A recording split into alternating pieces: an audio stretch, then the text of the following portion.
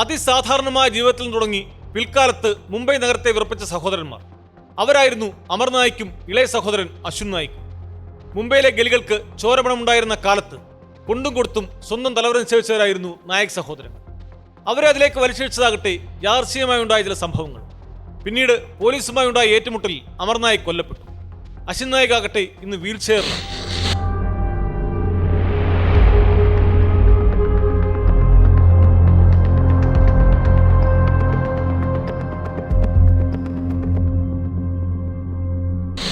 അധോലോകത്തിന്റെ ചതുരംഗക്കളത്തിൽ ആദ്യം ഭാഗ്യപരീക്ഷണത്തിനിറങ്ങിയത് അമർ നായിക് ആയിരുന്നു.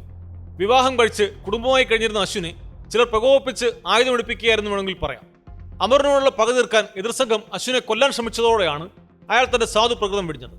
പിന്നീട് ചേട്ടനൊപ്പം അശ്വിനും ഗുണ്ടാ കൊട്ടേഷൻ പ്രവർത്തനങ്ങളിൽ സജീവമായി. മുംബൈ അധോലോക ചരിത്രത്തിൽ വിസ്മരിക്കാനാവാത്ത പേരുകളാണ് ഇവരുടേത്.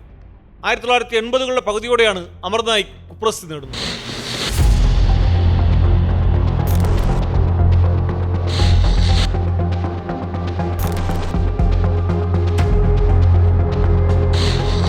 ദാദർ മാർക്കറ്റിലെ ഒരു സാധാരണ പച്ചക്കറി വിൽപ്പനക്കാരനായ മാരുതിറാം നായിക്കിന്റെ രണ്ടാമത്തെ മകനായിരുന്നു അമർ നായിക്. അമറും മൂത്ത സഹോദരനും പിതാവിന്റെ പച്ചക്കറിക്കടയിൽ തന്നെ സഹായികളായിരുന്നെങ്കിൽ മൂന്നാമൻ അശ്വിൻ നായിക് സിവിൽ എഞ്ചിനീയറിംഗ് കഴിഞ്ഞ് വലിയ സ്വപ്നങ്ങളുമായി നടക്കുകയായിരുന്നു. 3 ആൺമക്കൾക്ക് പുറമെ ഒരു മകളും മാരുതി നായിക്കിനുണ്ടായിരുന്നു. പോട്ടിയ ഗംഗ് എന്ന ഗുണ്ടാ സംഘം കച്ചവടക്കാരിൽ നിന്ന് ഹഫ്താപ്പിരിവ് നടത്തുന്ന കാലമായിരുന്നു അത്. ഹഫ്ത കൊടുക്കാത്തവരെ ഗുണ്ടകൾ തെരുവിലിട്ട് മർദ്ദിച്ചു. അമർ നായിക് പച്ചക്കറിക്കടയിലിരിക്കെ ഒരു ദിവസം ഹഫ്താപ്പിരിവിന് പോട്ടിയ ഗംഗ് കടയിലെത്തി. ഗുണ്ടകളുടെ പിടിച്ചുപറിക്ക് പണം തരാനില്ലെന്നായി അമർ. ആദ്യമായിട്ടായിരുന്നു പോട്ടിയ ഗാങ്ങിന് അത്തരമൊരു അനുഭവം. കാണിച്ചു തരാമെന്ന് പറഞ്ഞ് മടങ്ങിയ ഗുണ്ടകൾ അടുത്തയാഴ്ച തിരികെ എത്തി. അമർ നായിക് എന്ന യുവാവിന്റെ തലവര മാറിയ ദിവസമായിരുന്നു അത്. പൊരിഞ്ഞ സംഘട്ടനത്തിനൊടുവിൽ പോട്ടിയ ഗാങ്ങിലെ 3 പേരെ അമർ വെട്ടിപ്പരിക്കേൽപ്പിച്ചു. മറ്റു 2 പേർ ജീവനും കൊണ്ടുപോടി. പോട്ടിയ ഗാങ് വെറുതെ ഇരുന്നില്ല. തൊട്ടടുത്ത ദിവസം അവർ അമറിന്റെ അനുജൻ അശ്വിൻ നായിക്കിനെ തട്ടിക്കൊണ്ടുപോയി. അമറും കൂട്ടാളികളും ഇതിന് പക വീട്ടാനിറങ്ങി. പോട്ടിയ ഗാങ്ങിലെ പലർക്കും മർദ്ദനമേറ്റു. ഇതിനിടെ അശ്വിൻ രക്ഷപ്പെട്ട് മടങ്ങിയെത്തി. എന്നാൽ അവിടം കൊണ്ട് അമർ കാര്യങ്ങൾ അവസാനിപ്പിച്ചില്ല. പോട്ടിയ ഗാങ്ങിനെ പൂർണ്ണമായി തകർക്കാനായി ശ്രമം. ഇനിയൊരു തിരിച്ചുപോക്കലെന്ന് മനസ്സിലാക്കിയ അമർ സ്വന്തം സംഘം തന്നെ രൂപീകരിച്ചു. ദാദർ, പരേൽ തുടങ്ങിയ സ്ഥലങ്ങളിൽ ആധിപത്യം സ്ഥാപിക്കാനായി പിന്നീട് ശ്രമം. ബാപ്പത് ഗാങ് എന്നറിയപ്പെട്ട ഇവർ സജീവമായതോടെ പോട്ടിയ ഗാങ് ദുർബലമായി. അരുൺഗാവിലെ അടക്കി ഭരിച്ചിരുന്ന ബൈക്കുള പിടിക്കാനായി പിന്നെ അമറിന്റെ ശ്രമം. ഇതിനായി ഗുജറാത്തിലെ ഒരു പത്താൻ ഗ്രൂപ്പുമായി അടുത്ത അമർ ലഹരി കച്ചവടവും തുടങ്ങി. പണം കുമിഞ്ഞുകൂടിയതോടെ അയാൾ തന്റെ സാമ്രാജ്യം വിപുലമാക്കി. കുതിരപ്പന്തയത്തിന് പേരുകേട്ട പ്രഭാദേവിയിലെ പാൽജി ബ്രദേഴ്സുമായി ബന്ധമുണ്ടാക്കിയതോടെ അമർ വീണ്ടും ശക്തനായി. അതേസമയം ബോംബെയിൽ അമർ നായിക് ശക്തനാകുന്നത് അന്ന് ദുബായിലിരുന്ന് കാര്യങ്ങൾ നിയന്ത്രിച്ചിരുന്ന ദാവൂദ് ഇബ്രാഹിമിനെ അസ്വസ്ഥനാക്കി. അമറിനെ വകവരുത്താൻ ദാവൂദ് ചുമതലപ്പെടുത്തിയത് ചോട്ടാരാജനെ ആയിരുന്നു. എന്നാൽ അപ്പോഴേക്കും ഏറെ കുപ്രസിദ്ധി നേടിക്കഴിഞ്ഞ അമർ നായിക്കിനെ പിടികൂടുക എളുപ്പമായിരുന്നില്ല. വിദേശ രാജ്യങ്ങളായിരുന്നു പലപ്പോഴും അമർ. തന്റെ ഫോട്ടോ എവിടെയും വരാതിരിക്കാൻ അമർ ശ്രദ്ധിച്ചിരുന്നതും എതിർ സംഘങ്ങളെയും പോലീസിനെയും ഒക്കെ ഒരുപോലെ വലച്ചു. അപ്പോഴേക്കും വിവാഹം കഴിച്ച് ജോലിയുമായി മുമ്പോട്ട് പോയിരുന്ന അശ്വിൻ നായിക്കിനെ പിടികൂടി അതുവഴി അമറിനെ എത്തിക്കാനായി ചോട്ടാരാജന്റെ ശ്രമം.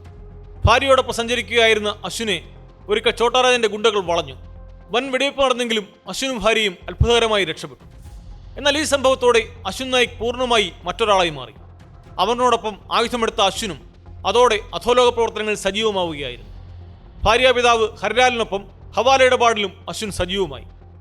ഇവരുടെ വളർച്ച ഏറ്റവും അധികം തലവേദന ഉണ്ടാക്കിയത് അരുൺഗാവലിക്കായിരുന്നു. താനിയ കോലി എന്ന വാടക കൊലയാളിയെ ഉപയോഗിച്ച് 1993 മെയ് അവസാന വാരം ഹരിലാലിനെ ഗാവലി വകവരുത്തി. കേസിൽ പിടിക്കപ്പെട്ട് ജയിലിലായ താനിയ പുറത്തിറങ്ങാൻ അശ്വിൻ കാത്തിരുന്നു.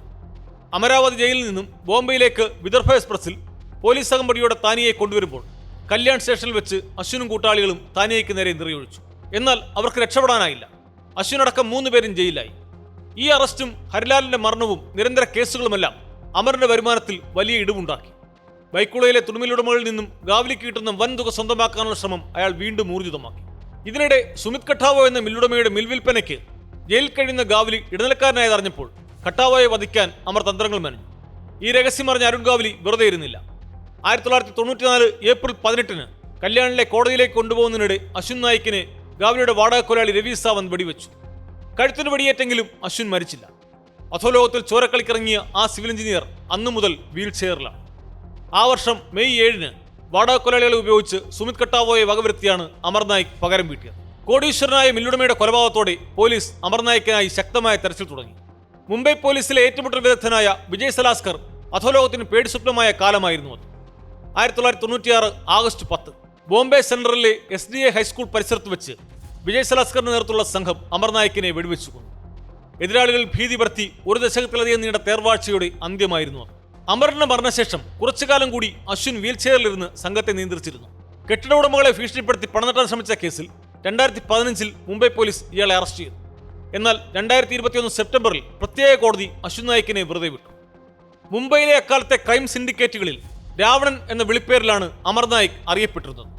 ദാവൂദ് ഇബ്രാഹിം, അരുൺ ഗാവ്ലി, ചോട്ടാരായൻ തുടങ്ങിയ വമ്പന്മാരുമായൊന്നും കൈകോർക്കാതെ സ്വന്തമായി സാമ്രാജ്യം സൃഷ്ടിച്ചു എന്നതാണ് അമർ നായിക്കിനെ വേറിട്ട് നിർത്തുന്നത്. കൂടുതൽ വാർത്തകൾക്ക് News 18 Keralam YouTube channel subscribe ചെയ്യുക.